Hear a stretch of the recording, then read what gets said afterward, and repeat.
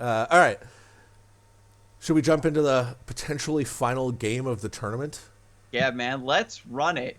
All right. We need to find out if T2K5 is just going to completely wreck with the Maloki Godhammer deck that's Yeah. just allowing these battle pets to just run wild over his opponent. Yeah. This is incredible.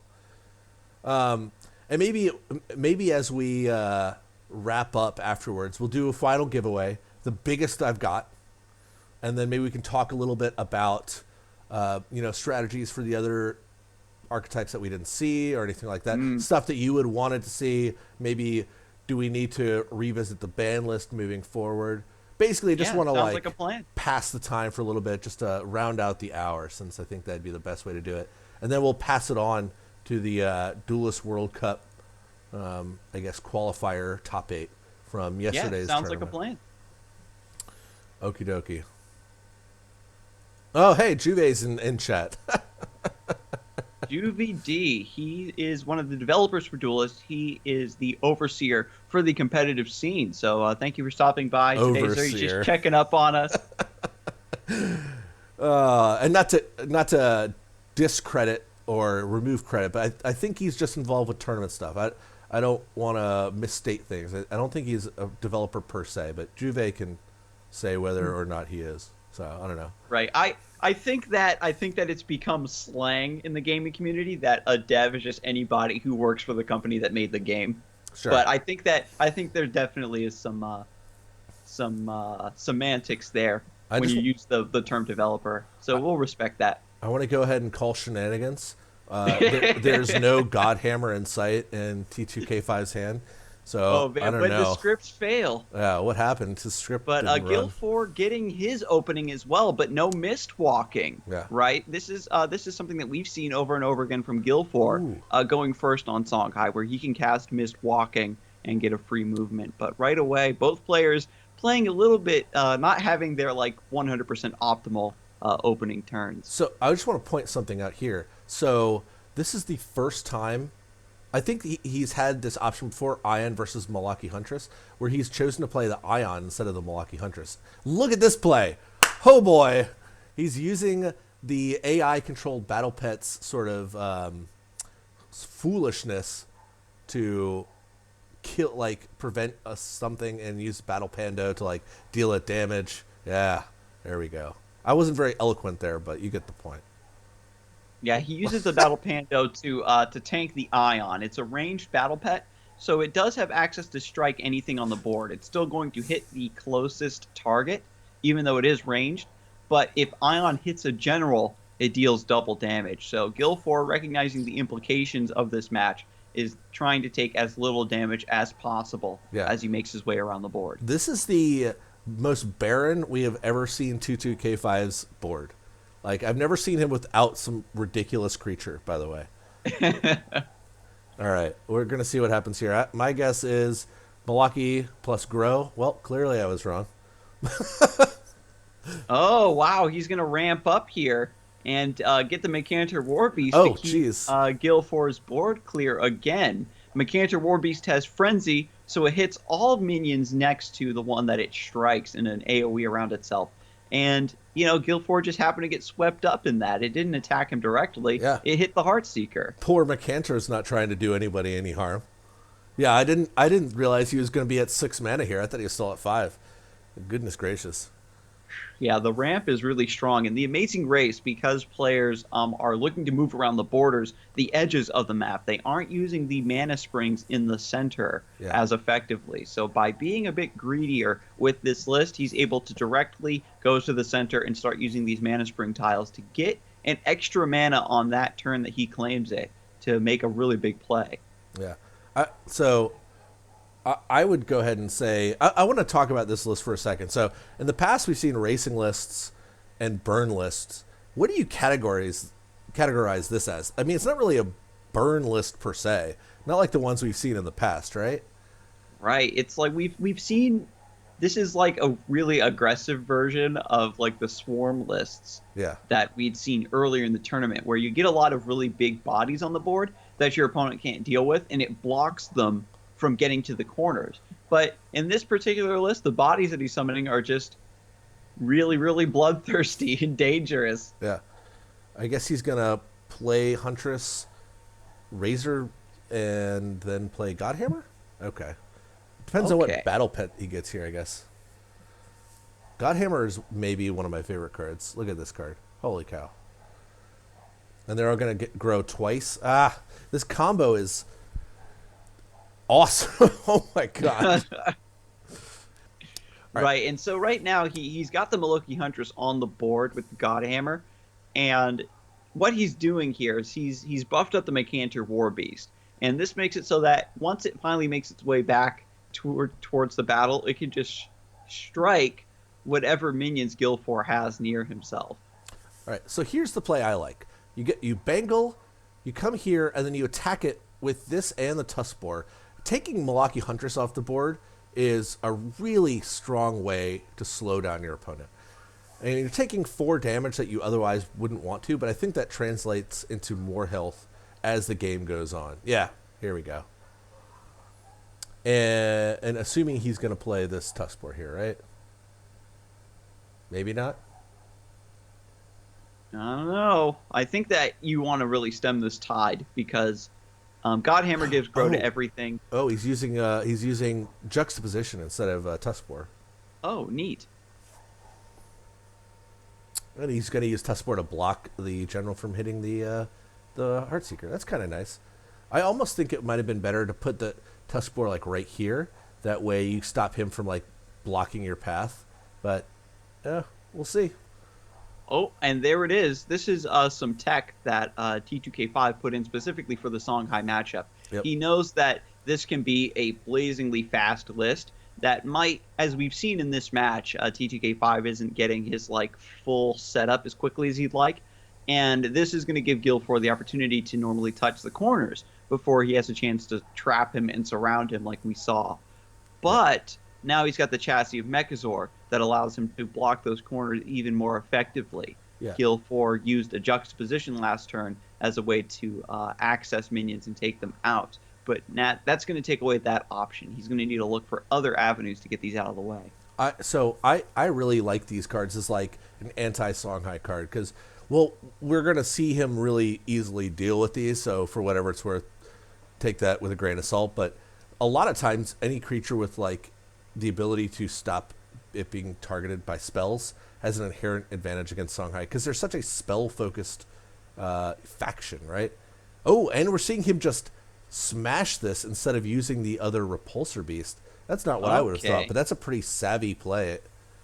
Yeah, because he's keeping one charge of the Bangle, and now he's got the Rust Crawler to break the Godhammer. So Gil4 is actually putting up a really good fight in this match now. Yeah. Things have really started to shift around. He's threatening to get into that fourth corner. Yeah, but T2K5 is not having any of it with the Nature's Confluence coming down.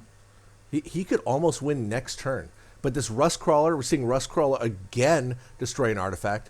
Rust Crawler has been the unsung hero of this particular Amazyng race. I've seen it destroy more artifacts in this race, and I've never seen it used before. So, like, what an incredible card. And now we've got Gil4 basically walled off from this final corner. What do you think? Yeah, this is rough. At this point, this is where you need the big board clear combo of Battle Pando, Inner Focus, Death Strike Seal. Or actually, because the Battle Pets are on board, he just needs Battle Pando, Death Strike Seal, because the Battle Pet will hit it, and then it will, the AoE from its ability will just kill everything. Yeah. So it's important to note here that if Gil4 can actually remove these guys out of the way, he has the mechanism to just jump into the corner. He's got a Mistwalking and an Alcuin Loremaster. So it's actually incredible that T2K5 is not just straight up losing right here, right? Mm-hmm. Yeah, because look, it's really unfortunate that the Bangle was killed. Yeah. He might have been able to win. Yeah, he could have maybe won. I don't know. But he's going to get to go into the corner or into the middle spot, get his Mistwalking back probably, and then what?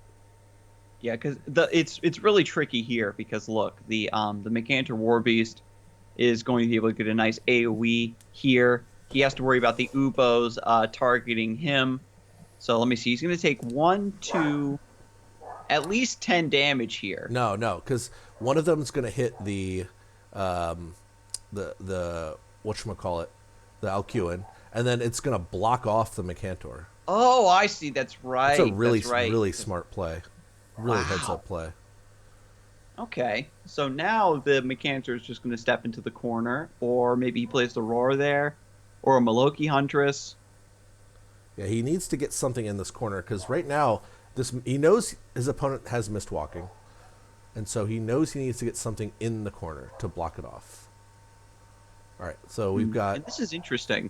Instead of moving the Mechantor into the corner, he's basically I think relying on the body block from these battle pets yeah. to basically finish off Gil4 next turn because he is down to 9 HP. And now if Gil4 plays anything right that and he doesn't win, then it gives another opportunity for the Mechantor Warbeast to use it as a jumping off point for Frenzy. Ooh, Heaven's Eclipse Heaven's into Eclipse. That could be it. juxtaposition. Yeah, Jux would win it. Jux would win it. I think. Would it? I actually don't know. Let me see. Mistwalking, Jux, Mistwalking. He can Heart Seeker, Juxtaposition. How do He you? would need an inner focus though. How do you lose with this hand? How do you lose with this hand? No. Oh my What God. doesn't he? What doesn't he just Jux his Rust Crawler? Wait, is Rust Crawler the bad guy? Yeah, yeah. Oh man, if he had any creature, he could have Juxed it in with here and just suicided it, but he doesn't. He actually needed Right, an inner so- focus. If he had gotten an inner focus instead of one of these mistwalkings, he could have won. I think. That's harsh. And I think he actually replaced inner focus to get the Heaven's Eclipse. Yeah. Oh wow. All right. Okay. How do you do this? Let me see. He can. I think he can still live Okay. if Okay. he juxtapositions the roar, gets that out of the way. That seems like a mistake. Oh, Oh yeah, because look, he's giving the Mechantor a jumping off point. yeah. I think it's a moot point considering he has tectonic spikes in his hand. So T2K5 only needed to do 4. That's like Roar and Fog or Oni. Mm-hmm. Yeah, so I think he recognizes there's like really no way to get into that corner, so he's just hopping around, Man, that was showing so off the mist close to walkings he winning. got from his Heaven's Eclipse. And finishing it off with tectonic spikes, the old ladder favorite of dome you for a bunch. Man, that was a ridiculous finals with a deck that I would never have thought would have won. Because people have tried those types of lists in the past, and they've just been really mediocre. But Godhammer, I think, was the missing piece. Right? Yeah, being able to give those battle pets the extra stats they needed, that allows them to close out the game super hard. Yeah. And it also makes them much harder to remove, which is the thing. Yeah. Yeah. Goodness gracious. That was such an interesting archetype. I never would have thought to do that. So what were your thoughts on the tournament? What would you have changed? Let's hold up. Let's roll this last one. Did we do another one? Yeah, No. we need to do the last 6 orb. Yeah, 6 orb. Yeah, Veldecorn was our last winner. All right. We need to do the final 6 orb giveaway. Oh, I know the perfect thing. We'll do T2K5, the winner of our tournament. Also, if you ever pick up Duelyst, T2K5 has written a bunch of scripts which you can download, which really make the playing experience much more, I don't know, enjoyable is not the word, but you have a way to sort of like organize your statistics and stuff like that in a way that's very helpful. So write down T2K5. We will go ahead and roll it in a minute, and I'll go. And he's getting pinged in chat now. Oh my gosh, yeah, it's just a sea of red for him. All right, let's go ahead and what's my answer my question, Skarzig. What are your thoughts on the format? Would you ban anything? Would you unban anything? Here's the thing. T2K5 is actually in the chat right now calling for bans to Godhammer. And I I want to be a bit weird, and I think that you actually want to ban Nature's Confluence. Oh, so okay. Here's my point. I like to proceed with as few bans as possible. Yeah. I went so far as to unban a card this time because I wanted there to be a little bit more opportunity for an underrepresented faction to get some play. The bans I've only really done a few bans on a couple specific cards because I think they break the format. Blood Rage Mask is one. Zendo's another. I think those two are undeniably have to stay banned. And then there were a couple burn-centric cards because people kept saying burn's too strong. I do want it to be about racing, but at the end of the day, if you make it too much about racing, then Then you just get Songhai I think mirrors, Songhai exactly. is a little too powerful at that. You have sort of foils in Lionar and Vanar, but you can't really play any other faction because they don't really have the mechanisms to win if they can't win through sort of alternative means. I don't know. My main question is like, is Bengal too strong? And we saw Bengal there being garbage. So my thought is no. And I guess we saw it be incredible. So the answer might be more testing is required. Who knows? Yeah, because we've seen Bangle be like at both ends of the spectrum, where Yeah. it's like just insta wins, it's completely useless, and then we've seen earlier in the Songhai Vitruvian matchup where if your deck has enough interference in it, then the Bangle isn't quite as good. And I think that when you're going in a mirror match where your opponent isn't running any interference, it allows Bangle to just spiral out of control. And we had even talked a little bit earlier about how Rustcrawler being the MVP, that if players tech in a lot of Rustcrawlers to counter Yeah. Bangle of Blinding Strike, It's might be good enough. Yeah. I mean, Bengals. I would think Bengal is okay if all you're doing is getting to move again, right? Like Time Maelstrom's pretty good in Vitruvian, but that's also because Vitruvian has Incinera, which lets you just like speed around the board, and I think that And those it's like, two, yeah, yeah, it's like when they combine together, that's what makes it strong. It's not necessarily really strong on its own. It's just that Bangle of Blinding Strike is like so good when you combine it with with all of the movement options that Songhai has, like Mist Walking and Silhouette Tracer, of course, which is a really really great card for the format. yeah, We can also talk a little bit about how Rustcrawler also answers Godhammer. You yeah, know what I mean? So if they play the Godhammer earlier to try to buff up their minions and get that swarm going on, and then you just nip that in the bud, like what do you do? Because T2K5 was really coming into a format with something that nobody was prepared to see, not even you. And I think that if players are to keep that deck in mind and tech against it, I'd have to see, right? Where maybe you can play a few exhibition matches against T2K5 with a deck that you build specifically to take that one down and see how it goes. yeah. Like and Rustcrawler also answers a lot of the Vitruvian artifacts, like the Blast artifact and Spine Cleaver, which can be problematic.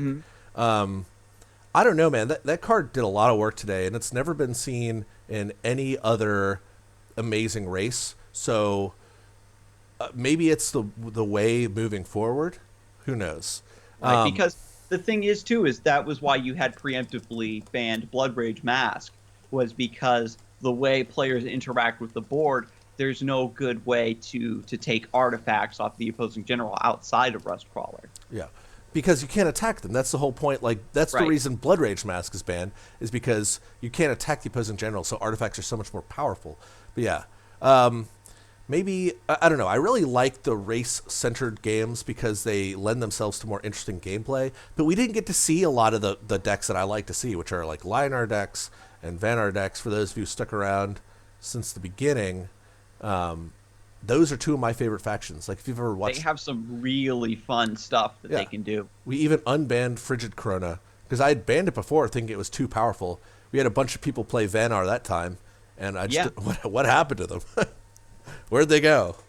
Maybe they didn't get any new toys, and Yeah, I think maybe the Bangle, its inherent power for this format was so obvious Yeah. That's what made a lot of people bring it over other stuff, where they said, well, if Bengal is going to make racing so much better, then it just seems like an obvious pick. I think that this was maybe like a knee jerk when Yeah. it comes to people's faction choice for this format. And we've seen now that it is strong if your deck isn't running interference, Yeah. which is what Lionar and Vanar excel at. Yeah, that's their like main tactic, which is like you are slightly slower than a lot of the Songhai lists. Like you don't have Mistwalking or Jux or anything like that, but your like interference that you're running is so much more powerful than what they're doing. Like you're playing Ironcliff Guardians, you're playing Beam Shock, like you are stopping them in their tracks a lot stronger than they're stopping you. Before we go on any further, let me go ahead and roll this this winner. Oh, right. I'm really I'm really bad at this.